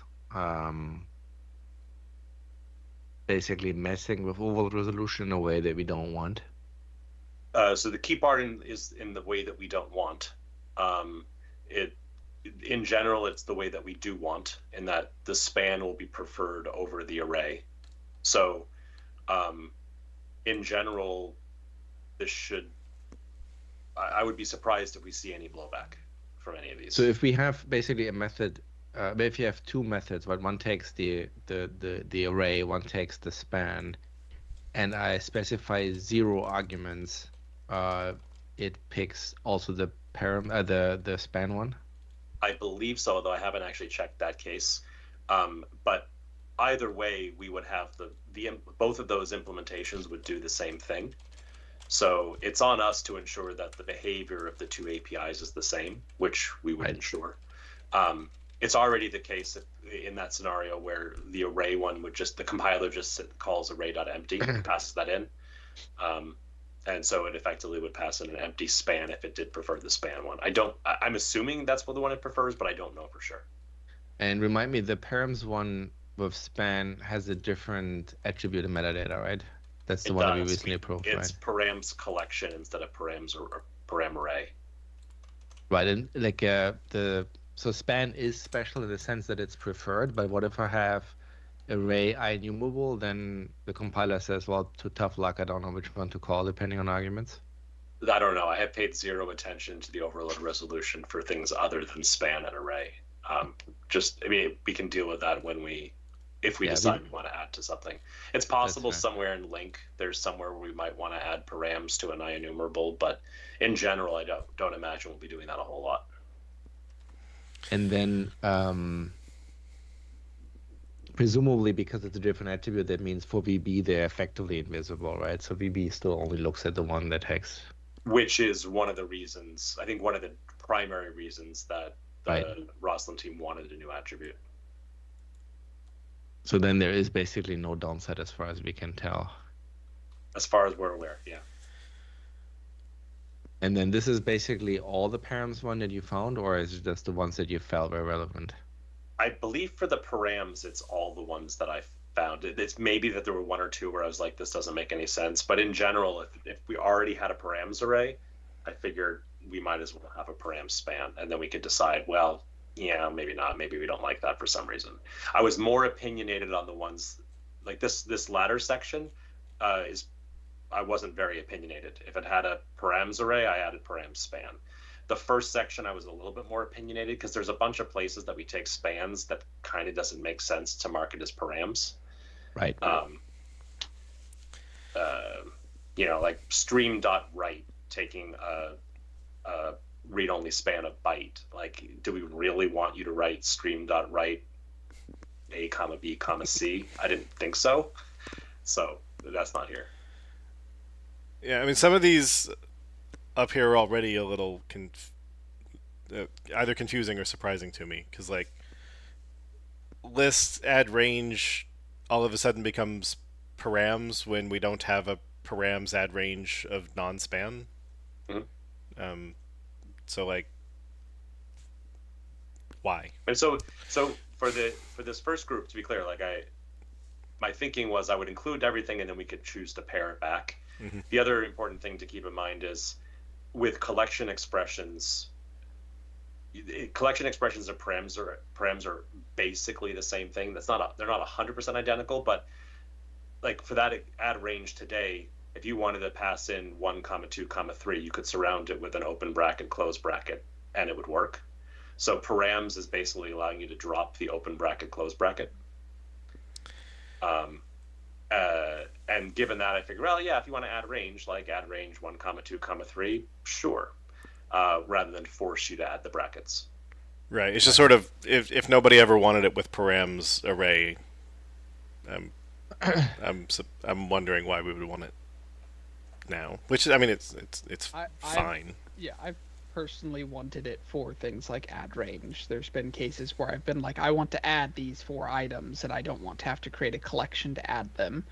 And up until now, the only option has been call add multiple times, or manually allocate some inline, stack allocated buffer, etc., and do that. And with collection expressions, that changed a little bit, but it's still not as convenient as just being able to say, add this set of items. Yep. Yeah. I mean, from my perspective, like I have a strong opinion that overall we want to be adding more of these for each individual one. I'm not going to like die on a hill because again, someone can always add the open bracket, close bracket. So it's sort of the general. I'm just trying to think of, have we been maybe overly hesitant in doing params in the past because we decided that the invisible arrays were a problem, and now that we don't have invisible arrays, we would add them in more places. I mean, certainly for something like list.addRange, I don't think we would have wanted to allocate an array just to call add range. That would be kind of an anti-pattern. Uh-huh. That anti-pattern goes away with spans. Mostly. I mean, there's still a little bit of overhead, but it's not. Right. Sure. And so I'm just, trying to like, wow, we're paramsing a bunch of things that we didn't used to params, and is that good? And the answer might just be yes. I'm just thinking aloud because like I don't see any problem with a mutable array create, assuming that there's no ambiguity introduced with the syntax. Shouldn't be. Like if for the ones with string builder, is there anything we need to do with the interpolation thingy that we did with the compiler? No. That just works the way we want. Okay, wait, can you scroll down? What am I looking for? Or search for string builder. Do I not have? There you go. Yeah, there. I think you have it in the next section, I think. Right there. So that's the only API on string builder that seemed to make sense. Why did I think that? Well, you have further down a bunch of other overloads on string builder. Right. Yeah. Sorry for that first section I meant. Okay. Yeah. Oh yes. Sorry, you're talking about amending existing methods. Yes. So I think append format is the only one that takes a read-only span. Does that sound right? Yeah. I think that's the only one there because it's the only one that today takes a read-only span. So just marking the existing ones as params, that was the only one that was relevant. If there's another one, we could certainly do it.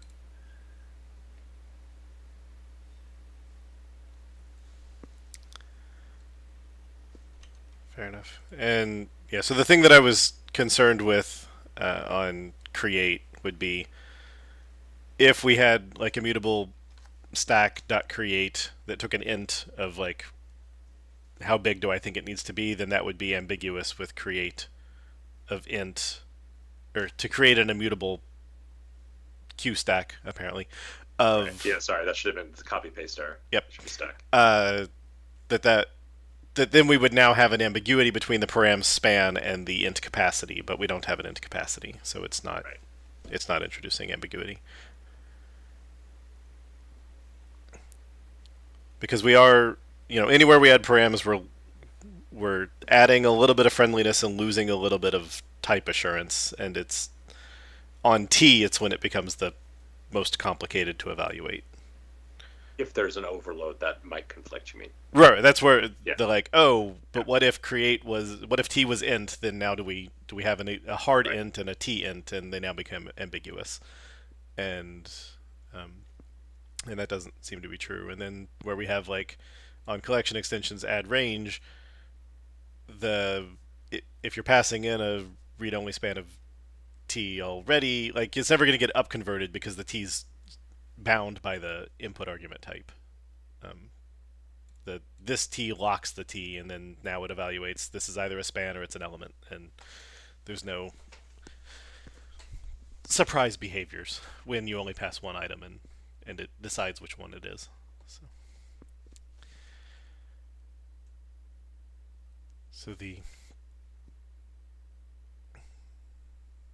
So I mean, my only real points would just be, as long as we're positive, like all the immutable things I assume are going to be the same pattern of we have existing, like create an immutable queue with 3 items, because I saw for immutable array we have it up to 4, and that now we're just turning the existing flat calls into the params flat calls, and they're all fine. Right. I mean, so basically, the compiler will actually prefer the other way, but right, it's particularly nice for the. I mean, this is why the params thing came about in the first place with arrays, right? You have 1 argument, you have 2 arguments, you have 3 arguments, and then you try to add a 4th, and you fall off a cliff without params, and so the param steps in to allow you to pass any number. With arrays, you were allocating; with spans, you're not. right.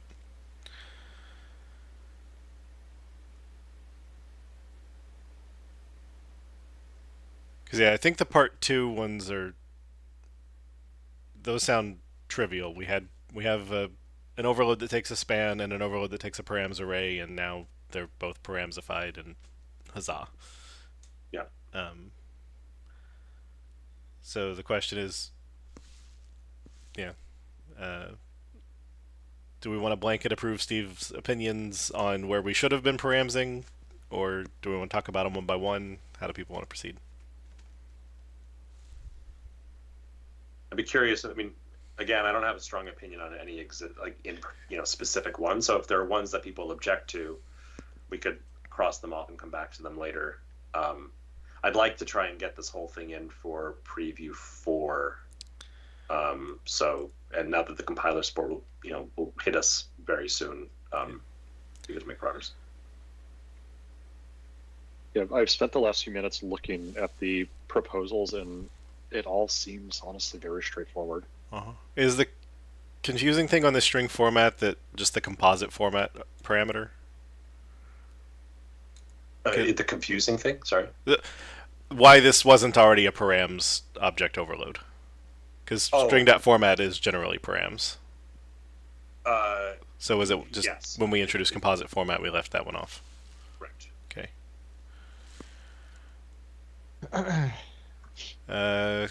Kevin says some of these are shipped as NuGet packages, so is that going to make the universe sad? It shouldn't. Okay. Because if they're net standard, then we'll have split refs and... for immutable ones, it'll show up in the net standard build as well. The compiler will synthesize the param collection attribute. It'll just work. Okay.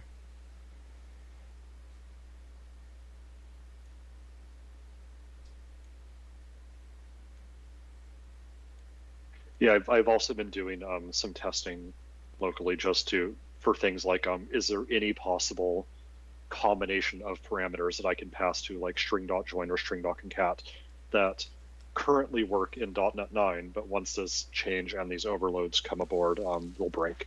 And I haven't found anything yet that would cause it to fail compilation, that is.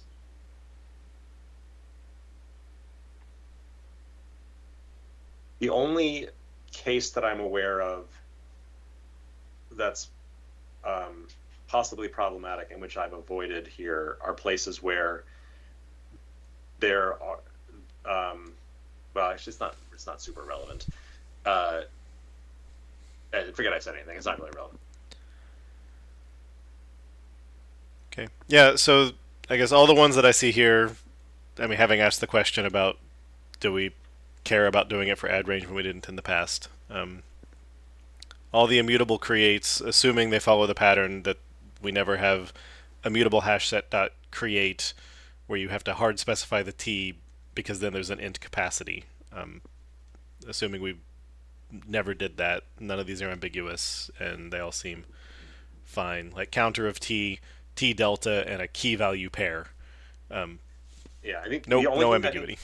The only thing that I think could possibly, and we'd have to test it, be ambiguous with create is if you created it with a comparer. Like you just pass a comparer, but that should bind to the overload that takes the comparer. But you know, in that case, both overloads would apply, but the one that took the explicit argument would win, so it wouldn't change behavior there anyway. Mm-hmm. Right. Well, like immutable hash set t create. This guy actually looks like he should have been in bucket 2, because there's a create that takes a comparer or an equality comparer and a param span. Isn't there already one that takes a span? Or takes params array. Isn't there already one that takes a span? Yeah. Right, so it's just adding params to the span. Right, which would be right, but there's already a params array one, so it would be bucket 2 where we are this pattern. No, but the first bucket was if there's already a read-only span overload, add params to it. The second bucket was there's no overload that takes a span at all.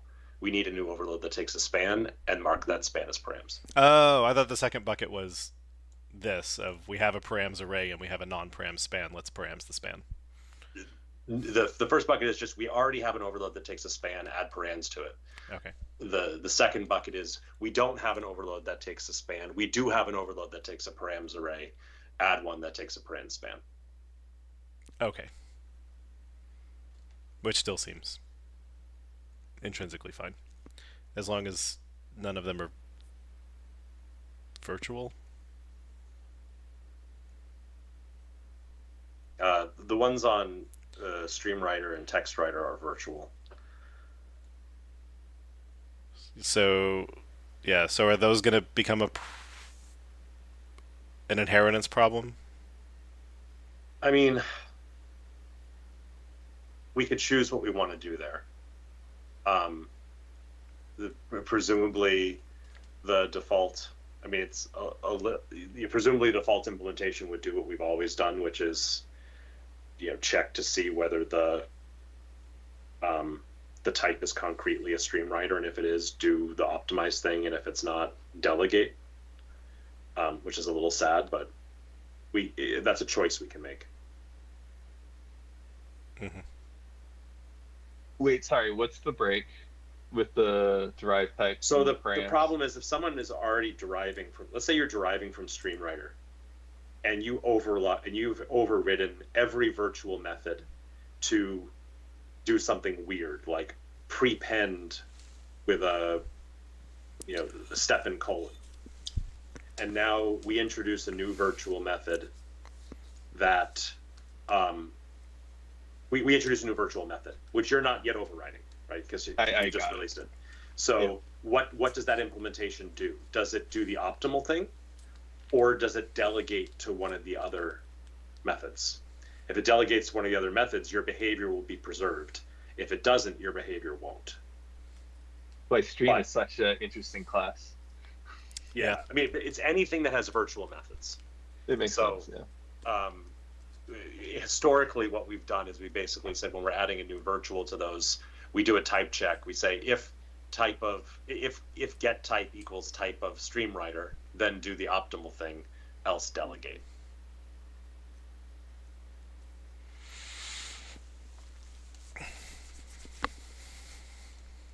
Okay, so we'll give these the stream approach.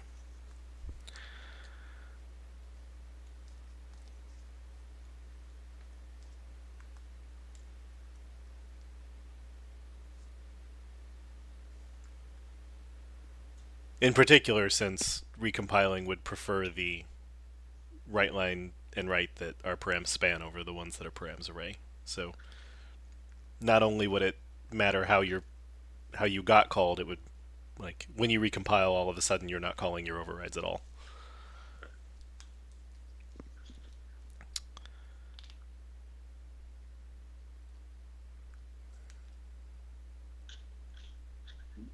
Steve, I have one more quick question. When I was playing around, I see that params span is also a thing, not just params read-only span. I imagine we would probably never expose a params span API.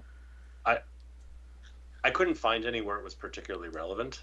I don't know that we'd have a hard reason to say we wouldn't do it, but like we have a bunch on things like memory extensions, but none of those seemed like particularly relevant places to want to have params.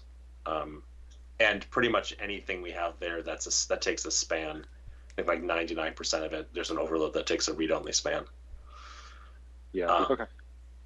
So I don't know if there's any strong reason to avoid it. Just I couldn't find anything that would be particularly useful. Got it. Yeah, I can't. In particular, because if you're taking a span, you're probably writing to it. Otherwise, why did you take a span rather than a read-only span? Yeah, and why would you params it if you're writing to it? Exactly. Yeah. That's fair.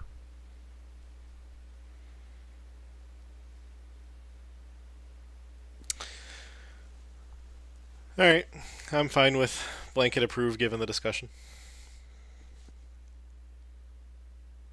Cool. Anybody else want to give a grunt of assent? Sounds great to me.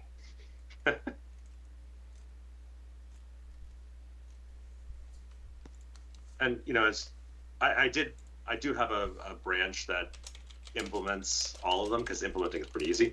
I didn't add tests yet. Adding tests, we'll find out if there's any. We would probably catch 80% of any unexpected straggling issues. That's where we always flag things like ambiguity because a test was passing in null or something. So I imagine if there was a problem, we would probably find it there. Yeah, what I was specifically do we know how many? Oh, go ahead, Tanner. I was just going to ask, do we know how many places we've worked around internally? Like, I know we've got some places where we've got the params object one, and we just defer to the params span. And there's been a few places where we've manually done inline buffers or stack allocs to ensure that it gets stack allocated rather than. Do we know how many of those we have, and if we're planning on an analyzer to suggest the fix-up for cases like that to just use the now built-in functionality? I don't know about. I haven't thought about an analyzer. Most of the cases you're talking about, I think we fixed up as part of using collection expressions, because we were able to use collection expressions to then avoid having to do those manual tricks that we had been doing. And then params just becomes nice syntax on top of that. It's possible there's a few more cases from places where we're adding a span-based overload and we didn't have one before, so we might find some as part of that. An analyzer doesn't seem like a bad idea, but I haven't thought through exactly what it would be looking for. Yeah, I mean, I could see an analyzer of, hey, you passed open square bracket 1, 2, 3, close square bracket. This took params. You can just get rid of the square brackets. But yeah, that's I wouldn't be surprised if Cyrus is already writing that. Fair enough. All right. Any further comments?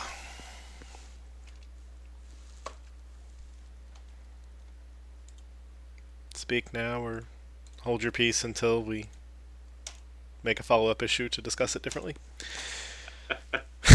Much softer version of that statement. Well, since I know that we're going to have the talking about file.write all bytes of span coming up again, so Is it's the not write all forever. bytes going to be a params read-only span of byte content? So, Christoph just asked that on the issue, and I responded asking him for an example of where that would be useful, because that sort of falls into my what's the scenario for that bucket? Yeah. Why do you want to write the bytes 1, 2, 3? Right. But we'll see. Because I'm Maybe a he's got masochist. something in mind. Yeah. Oh, I responded to this. I think I answered that. Oh, you did?